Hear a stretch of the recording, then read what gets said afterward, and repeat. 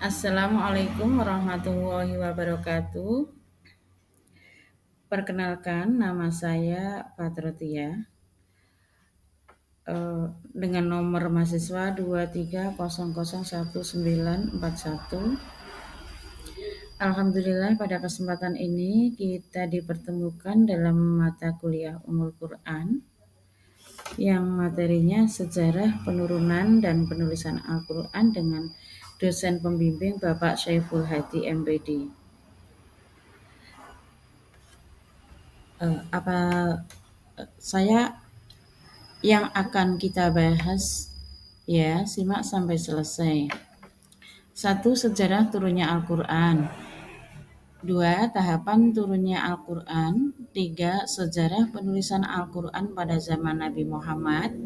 4. Sejarah penulisan Al-Quran pada zaman Khulafaur Rasyidin.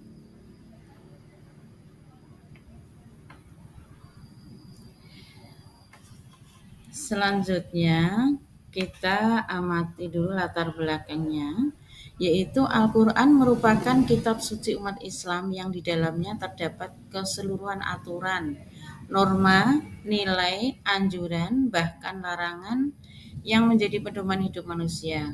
Sebelum mengetahui lebih jauh tentang Al-Quran, kita harus memahami terlebih dulu sejarah turun dan penulisan Al-Quran dari zaman Nabi Muhammad Shallallahu Alaihi Wasallam sampai dengan masa kita sekarang ini.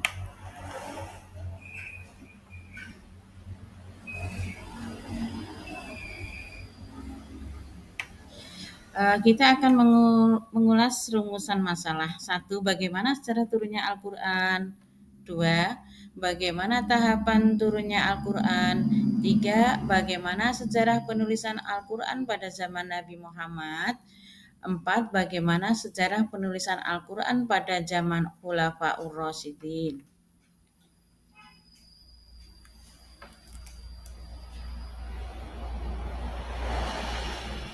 Untuk penjelasan yang pertama, sejarah turunnya Al-Quran. Dalam bahasa Arab, kata nazala berarti meluncur dari tempat tinggi ke tempat yang rendah. Pengertian konteks seperti ini dapat disimak di dalam salah satu ayat Al-Quran misalnya. Artinya, dan berdoalah, ya Tuhanku, tempatkanlah aku pada tempat yang diberkati dan Engkau adalah sebaik-baik yang memberi tempat. Quran Surat Al-Mu'minun ayat 29. Nuzul secara etimologi dapat berarti singgah atau tiba di tempat tertentu. Makna nuzul dalam pengertian yang disebut terakhir ini dalam kebiasaan orang Arab menurut Abdul Azim Al-Zarqani sebagai makna hakiki. Dr. Ahmad Syed Al-Kuni dan Dr. Muhammad Ahmad Yusuf Al-Qasim mengemukakan setidak-tidaknya ada 5 makna nuzul, yaitu diantaranya yang telah disebutkan 2 di atas, sedangkan yang lainnya yaitu tertib, teratur, dan perkumpulan. Kata nuzul juga berarti turun secara berangsur-angsur dan terkadang sekaligus. Selanjutnya penjelasan yang kedua, tahapan turunnya Al-Quran. Pendapat pertama mengatakan bahwa Al-Quran itu diturunkan melalui 3 tahap. Tahap pertama, Al-Quran diturunkan oleh Allah ke Lauh Mahfuz secara sekaligus. Tahap yang kedua, Al-Quran diturunkan dari Lauh Mahfuz ke Bait Al-Izzah yang berada di langit dunia. Tahap ketiga, Al-Quran diturunkan dari langit dunia dengan perantara Jibril alaihissalam kepada Rasulullah Shallallahu alaihi wasallam untuk pertama kalinya pada tanggal 17 Ramadan dan berlanjut secara berangsur-angsur selama 23 tahun. Untuk pendapat kedua mengatakan bahwa yang dimaksud dengan turunnya Al-Quran adalah dalam ketiga ayat di atas adalah permulaan turunnya Al-Quran secara langsung dari Allah kepada malaikat Jibril alaihissalam kepada Rasulullah SAW pada malam Qadar atau bulan Ramadan, kemudian secara berangsur-angsur dengan kejadian dan peristiwa dalam berbagai masa dan waktu selama kurang lebih 23 tahun. Dan pendapat ketiga mengatakan bahwa Al-Quran diturunkan ke langit dunia selama 20 atau 22 atau 25 malam qadar. Pada setiap malam qadar dari setiap malam itu telah ditentukan turunnya dalam setiap tahun. Setelah itu baru diturunkan secara berangsur-angsur. Dan pendapat keempat mengatakan bahwa Al-Quran itu diturunkan dari Lauh Mahfudz secara sekaligus. Kemudian Jibril alaihissalam menghafalkannya secara berangsur-angsur selama 20 malam. Setelah itu Jibril alaihissalam menyampaikannya kepada Nabi Muhammad SAW dengan secara berangsur-angsur selama kurang lebih 23 tahun. Tiga pendapat yang terakhir ini menurut Al-Zarqani dianggap lemah dibandingkan dengan pendapat pertama. Sebab pendapat yang pertama di atas didukung dan dilandasi dengan argumen-argumen yang cukup kuat. Penjelasan yang ketiga, secara penulisan Al-Quran pada zaman Nabi Muhammad, yaitu A. Pengumpulan dalam dada. Secara kodrati bangsa Arab itu memiliki daya hafal yang kuat. Hal itu dikarenakan sebagian besar dari mereka buta huruf atau tidak dapat membaca dan menulis. Sehingga dalam menulis berita, syair atau silsilah keluarga mereka hanya menuliskannya dalam hati. B. Pengumpulan dalam bentuk tulisan. Yang artinya janganlah kamu menulis sesuatu yang berasal dariku kecuali Al-Quran. Barang siapa telah menulis dariku selain Al-Quran, hendaklah ia menghapusnya. Hadis riwayat Muslim.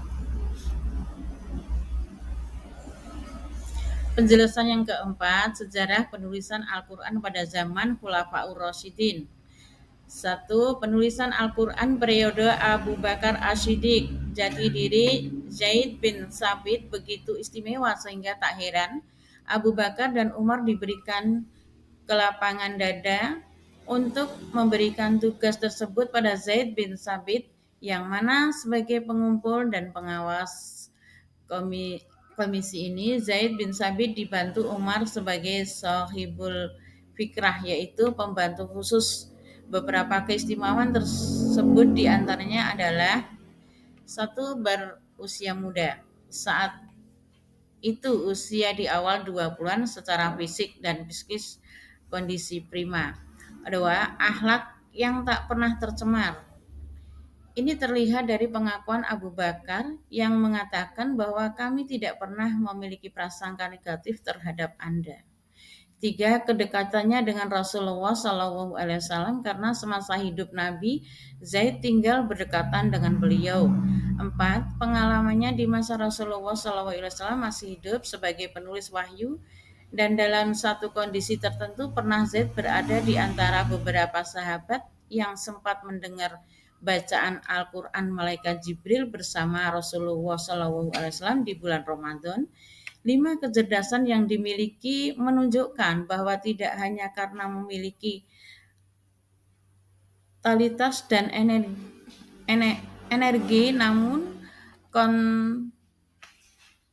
konsistensinya dalam kecerdasan spiritual dan intelektual.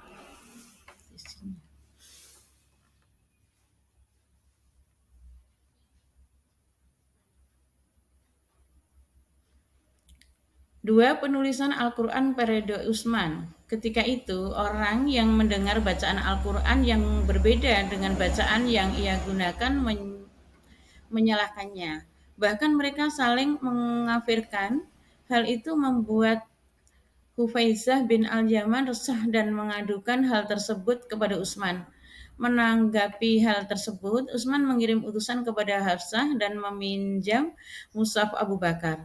Kemudian Utsman memanggil Zaid bin Tsabit, Abdullah bin Zubair, Sa'id bin As, dan Abdurrahman bin Haris bin Hisham.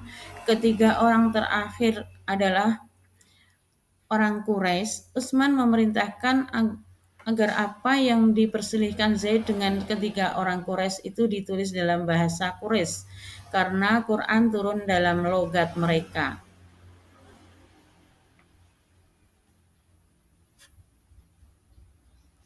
Kesimpulan, hikmah diturunkan Al-Quran secara berangsur-angsur adalah: satu, untuk memperteguh dan memperkuat pendirian hati Nabi Muhammad SAW manakala orang-orang musyrik menyakiti beliau.